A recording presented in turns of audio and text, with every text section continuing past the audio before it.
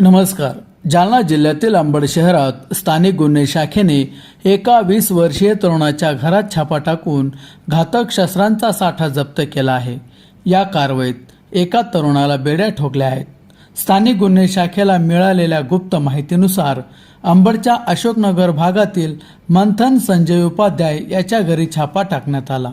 पोलिसांना घरातून एक धारदार तलवार, एक खंजीर आणि एक घातक कट्यार जप्त केली आहे, ज्याची किंमत 4,000 रुपये इतकी आहे. ही धडक कारवाई पोलीस अधीक्षक तेगबीर सिंग संधू, अप्पर पोलीस अधीक्षक विक्रम साळी आणि उपविभागीय पोलीस अधिकारी सिद्धेश्वर धुमाळ यांच्या मार्गदर्शनाखाली करण्यात आली. या कारवाईत पोलीस निरीक्षक पंकज जाधव आणि त्यांच्या पथकाने यशस्वीरित्या पार पाडली.